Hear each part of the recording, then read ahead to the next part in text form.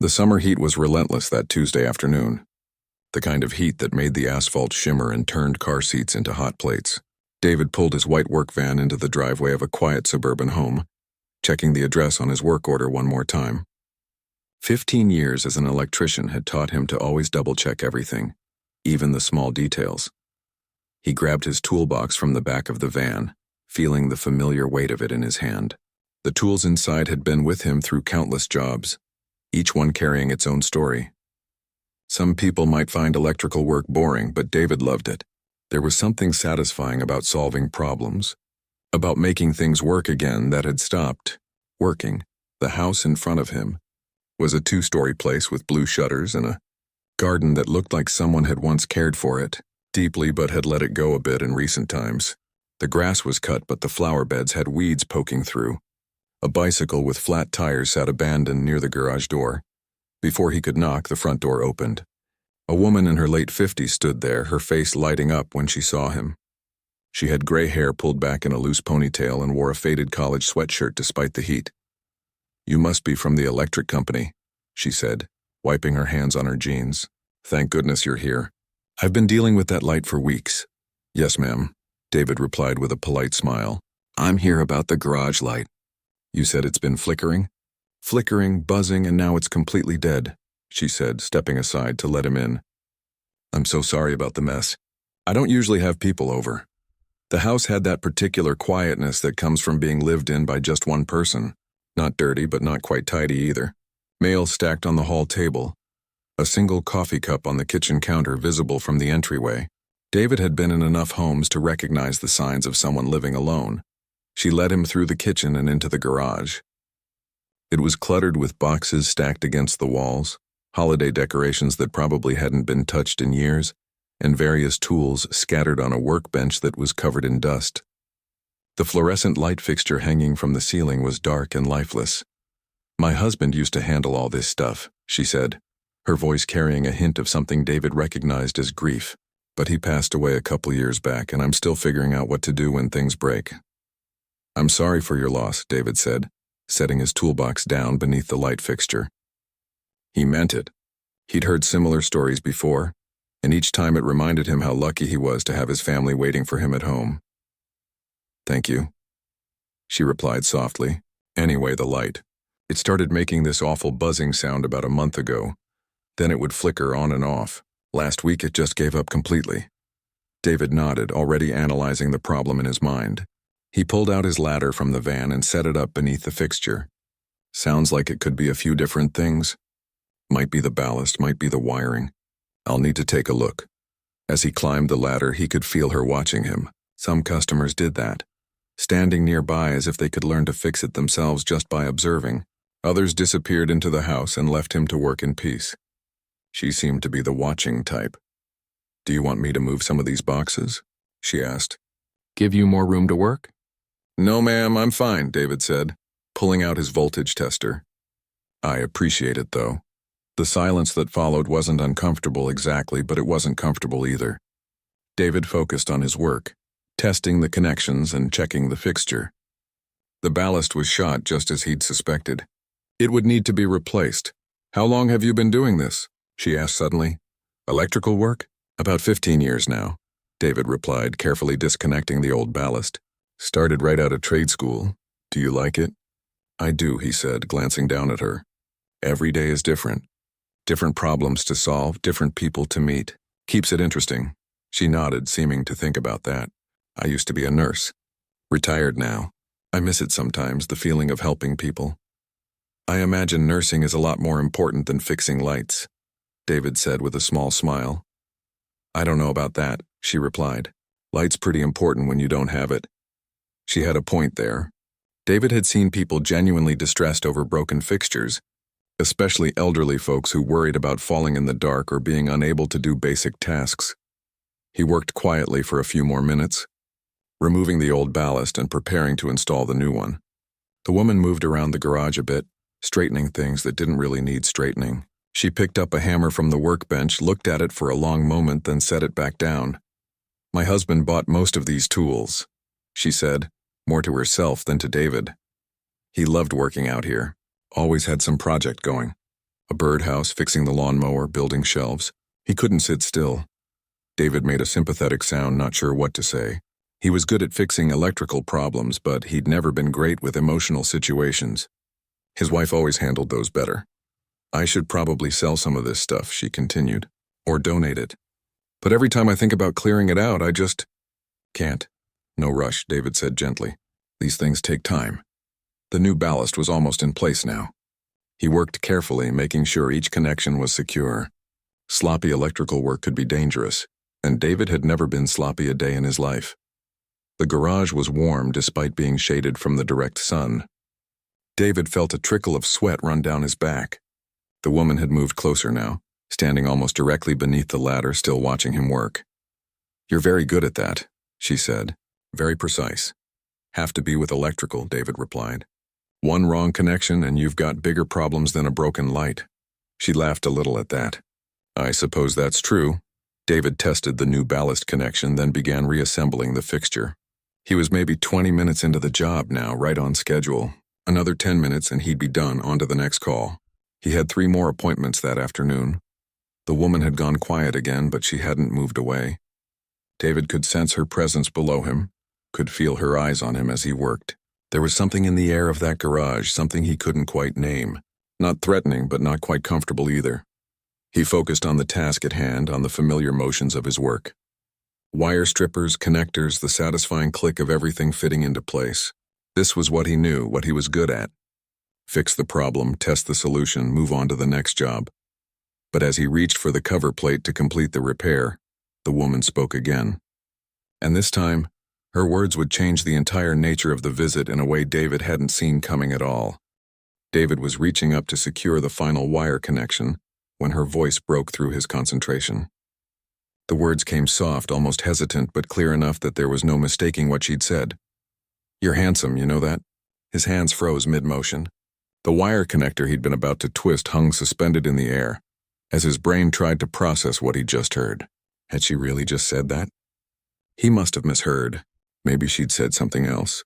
Something about the light or the tools or literally anything other than what he thought he'd heard. But the silence that followed told him he hadn't misheard anything. David's heart started beating faster, not in a good way. In the way it beat when something unexpected happened, when a situation suddenly became complicated. He'd been doing this job for 15 years, and in all that time, nothing quite like this had ever happened to him. He kept his eyes on the wiring above him, suddenly finding the electrical work extremely fascinating. His mind raced through possible responses. What was he supposed to say to that? How was he supposed to react? Every option that came to mind felt wrong somehow. "Thank you, ma'am," he finally managed, his voice coming out more strained than he'd intended. He quickly twisted the connector, his hands working faster now, suddenly eager to finish this job and get out of this garage. The woman took a small step back. David could hear her feet shuffling on the concrete floor. He still didn't look down at her. Couldn't look down at her. His face felt hot, and it had nothing to do with the summer heat or the physical work he'd been doing. "I didn't mean," she started, then stopped. "I'm sorry, that was..." David focused intensely on securing the cover plate. His hands, usually so steady and sure, fumbled with the screws. One of them slipped from his fingers and pinged onto the concrete below. Neither of them moved to pick it up. The easy atmosphere that had existed just minutes before had evaporated completely. That comfortable silence, the polite small talk, the gentle sadness of her stories about her late husband, all of it was gone, replaced by something thick and awkward that filled the garage like humidity. David could feel sweat on the back of his neck now, real nervous sweat. He thought about his wife at home, about his daughter who would be getting out of school in a few hours. He thought about how this simple repair job had suddenly become the most uncomfortable situation he'd been in all year. Was she flirting with him? Was it innocent? Did she even realize how her words had sounded? David's mind spun with questions he didn't want to answer. He'd dealt with difficult customers before, people who complained about prices or questioned his work. But this was different. This was territory he'd never had to navigate. He heard her move again, this time toward the doorway that led back into the house. When he finally risked a glance down, she was standing near the entrance, one hand on the door frame. Her face was flushed, and she wouldn't meet his eyes. "I should let you work," she said quietly. I'll just be inside if you need anything. David nodded, not trusting his voice. She disappeared through the doorway, and he heard her footsteps retreating into the house. The garage suddenly felt much larger without her presence, and somehow even more uncomfortable than when she'd been standing there. He came down from the ladder, his legs feeling shaky. He picked up the dropped screw from the floor and took a deep breath. What had just happened? He replayed the last few minutes in his mind, trying to make sense of it. She'd seemed so nice at first. Lonely, sure, but harmless. Just a widow dealing with home repairs she didn't know how to handle, and maybe that's all she was. Maybe the comment had been completely innocent. Just an older woman saying something kind that came out wrong. Or maybe it hadn't been innocent at all. David climbed back up the ladder, forcing himself to focus on the work. The cover plate needed to be secured. The light needed to be tested.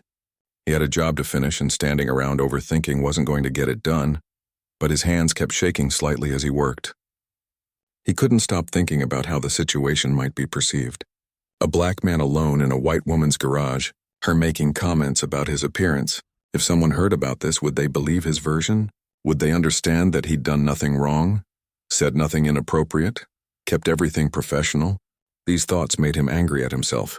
Why was he the one feeling worried? He hadn't done anything. He was just here to fix a light. But years of experience, of living in his skin, had taught him that sometimes it didn't matter what actually happened. What mattered was how things looked, how they could be interpreted or misinterpreted. He tested the light switch. The new fixture hummed to life, casting bright fluorescent light throughout the garage. At least something was working right. He flipped it off and on a few more times, checking to make sure the connection was solid. Everything functioned perfectly. David descended the ladder and began packing up his tools. His movements were efficient, almost mechanical. Get the tools put away, fold up the ladder, write up the invoice, get out of here and move on to the next job where hopefully nothing weird would happen. He could see into the kitchen from where he stood. The woman was sitting at the table, her back to him. Her shoulders looked hunched, defeated somehow. Despite his discomfort, despite wanting nothing more than to leave, David felt a small pang of something. Not quite sympathy, but not quite indifference either. She'd lost her husband. She lived alone in this house full of memories and dust-covered tools. She probably didn't talk to many people. Maybe she'd simply spoken without thinking, trying to be nice in a way that came out completely wrong. Or maybe she'd meant exactly what she'd said, and David needed to get out of here as quickly as possible. He finished packing his toolbox and carried it to the van. When he came back for the ladder, the woman had appeared in the kitchen doorway. They looked at each other for a brief moment before both quickly looked away. "I'm all finished," David said, keeping his voice professional and neutral. "The light should work fine now. I'll just need you to sign the work order." "Of course," she said softly. "How much do I owe you?" David pulled out the invoice he'd prepared. His hand was steady now as he handed it to her. She took it without their fingers touching, keeping careful distance between them. She looked at the paper for a long moment, longer than it took to read the simple breakdown of labor and parts. Then she looked up at him, and David saw something in her eyes he hadn't expected. It wasn't desire or anything inappropriate. It was embarrassment. Deep, genuine embarrassment. "I need to apologize," she said. The lemonade was cold and perfectly sweet. Exactly what David needed after working in the warm garage. They sat at her kitchen table, the same one where she'd been sitting earlier with her hunched shoulders and obvious embarrassment. Now she sat up straighter, more relaxed, like a weight had been lifted. "This is really good," David said, taking another sip. "My grandmother's recipe," she replied. "She always said the secret was using real lemons and not being afraid of the sugar. None of that diet stuff." David smiled. "My wife makes it the same way. Says anything worth drinking is worth the real ingredients." "Your wife sounds smart." "She is," David said. "Smarter than me, that's for sure. She's a teacher, 3rd grade, has the patience of a saint." The woman nodded, her fingers tracing the condensation on her glass. "My husband used to say the same thing about me, that I was the smart one. He was the handy one, I was the smart one. We made a good team that way." David could see the sadness creep back into her eyes when she mentioned her husband, but it wasn't the heavy, crushing kind from earlier. It was softer, like an old ache that had learned to coexist with happy memories. "What did he do?" David asked. "For work, I mean. He was a teacher too, actually. High school math." The kids either loved him or were terrified of him, no in between. She laughed a little at the memory. He had this booming voice and these thick glasses, and he'd pace around the classroom like a game show host. But he cared so much about making sure every kid understood. He'd stay after school for hours helping anyone who needed it. Sounds like a good man. He was. She paused, then smiled. He would have liked you, I think. He appreciated people who were good at what they did. He could spot quality work from a mile away. That's why the garage is full of expensive tools he barely knew how to use. He just loved buying quality things. David chuckled. I know the type. We've got a guy at work like that. Has every tool imaginable, half of them still in the package. They fell into an easier conversation then, the kind that flows naturally between two people who've moved past awkwardness into something more comfortable. She asked about his daughter, and David found himself talking about how she wanted to study engineering, how she was already taking apart old electronics just to see how they worked. She gets that from you, probably, the woman said. The interest in how things work. Maybe, David said, though she's way smarter than I was at her age. She's taking college-level classes already, and she's only 16. You must be proud. Every single day, David said, and he meant it. Talking about his daughter always made him feel like the luckiest man alive, even when she was driving him crazy asking for gas money or leaving dishes in the sink. The woman got up to refill their glasses, moving around her kitchen with the practiced ease of someone who'd lived there for decades. David noticed pictures on the refrigerator held up by magnets. A young couple on a beach, kids at various ages. A golden retriever that looked ancient and happy. Those your kids? He asked, gesturing to the photos. Yes, my son lives in Seattle, works in tech. My daughter's in Boston, she's a lawyer. They're both doing well, too well to move back to this boring old town, apparently. She said it with humor, but David could hear the loneliness underneath. They don't visit much? Twice a year, if I'm lucky. Christmas and maybe one other time. They have their own lives, their own families starting. I understand it. But understanding it doesn't make the house feel any less empty. David nodded. He thought about his own mother, who lived just 20 minutes away. He tried to visit at least once a week, usually on Sundays. His daughter complained sometimes about having to go, but he insisted. He never wanted his mother to feel the way this woman clearly felt. Do you have friends nearby? David asked. People you spend time with? She sat back down with the lemonade pitcher, filling both glasses again. I used to. There was a group of us from the hospital, nurses who all retired around the same time. We'd meet for lunch once a month. But then the pandemic happened, and we all got scared and stopped meeting, and somehow we never started again. I keep meaning to call them to suggest we get together, but then I think, what if they don't want to? What if I'm the only one who misses it? So I don't call, and they don't call, and time just keeps passing.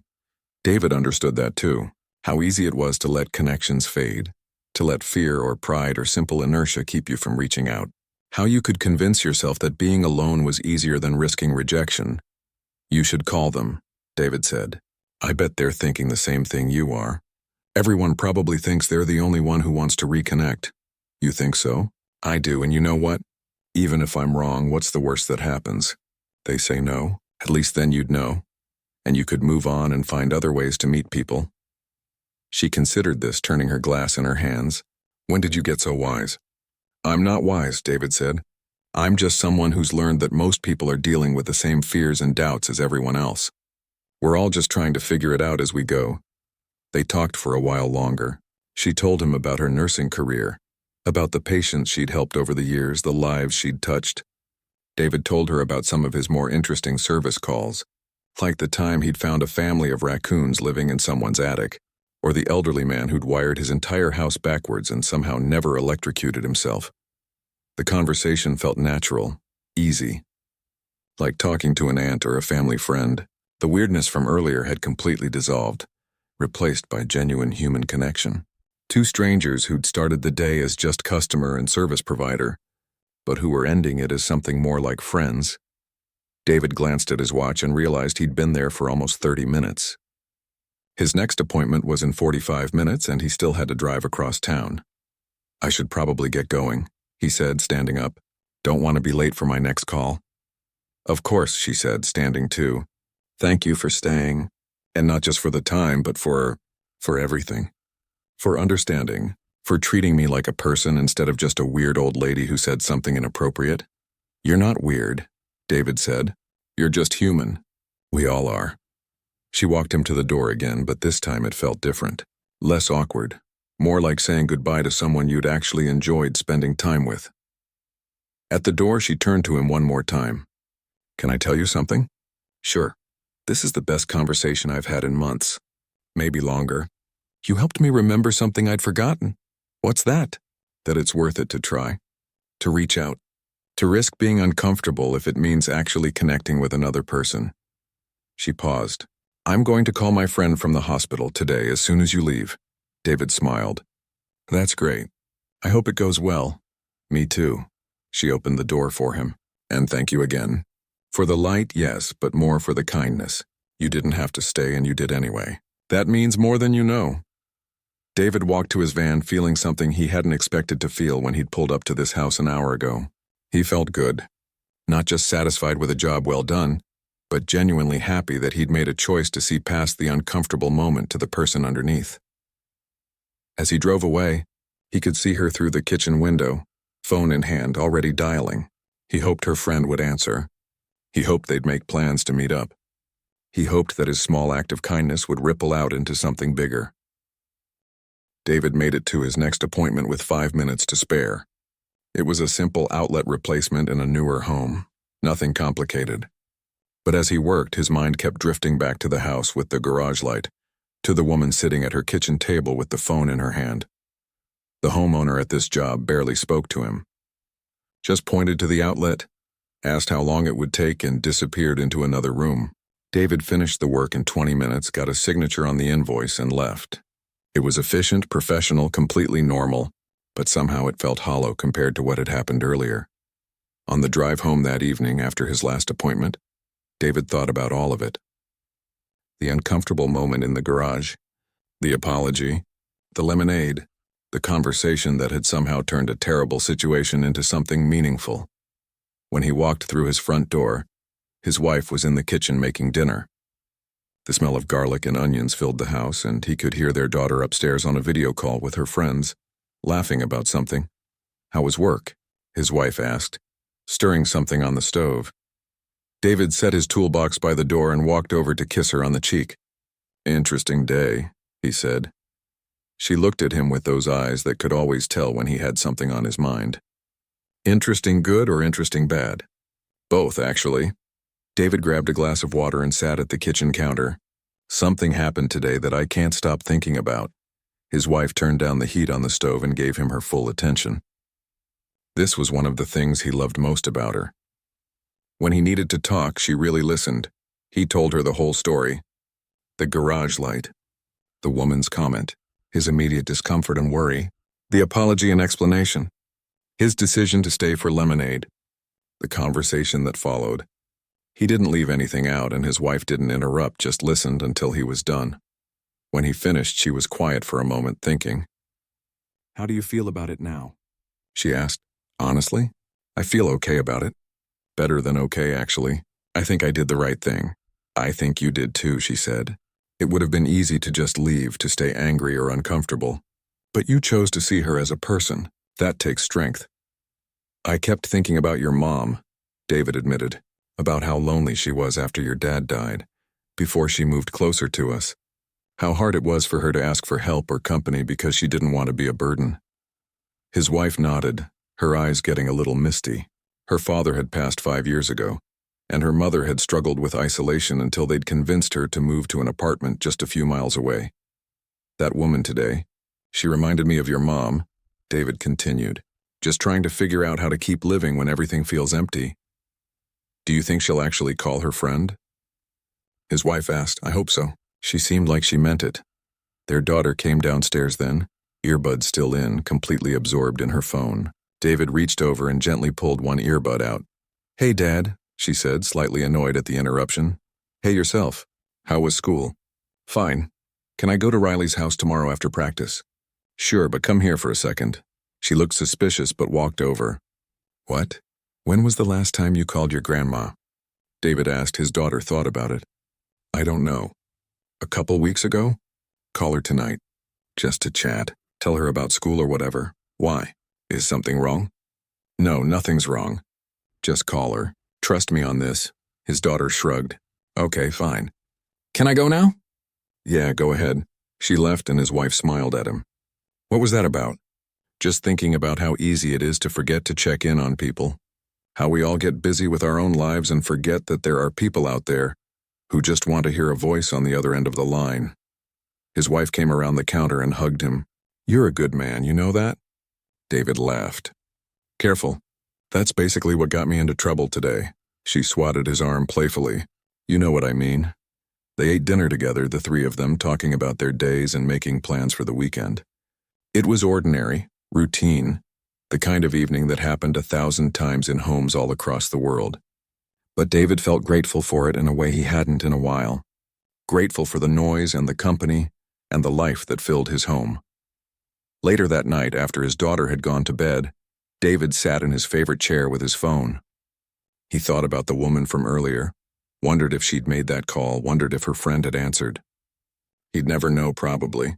Their paths had crossed for one afternoon, and now they'd likely never see each other again. But that was okay. He'd learned something today, something important. He'd learned that sometimes the right thing to do wasn't the easiest thing. That grace and understanding could transform a bad situation into something good. That everyone was fighting battles nobody else could see, and a little kindness could make a huge difference. His wife sat down next to him, resting her head on his shoulder. You're still thinking about it, aren't you?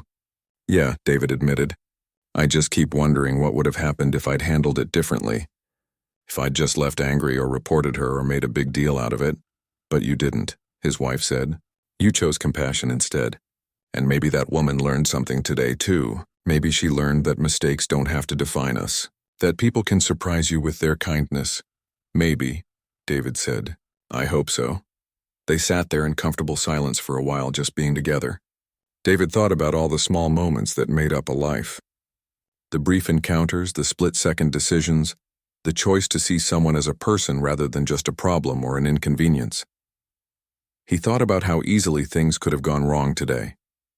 How one moment of misjudgment, one careless comment could have spiraled into something much worse.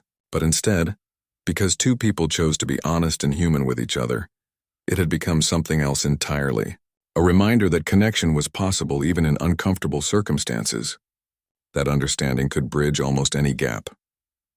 The next morning, David was loading his van for another day of service calls when his phone rang. It was his supervisor.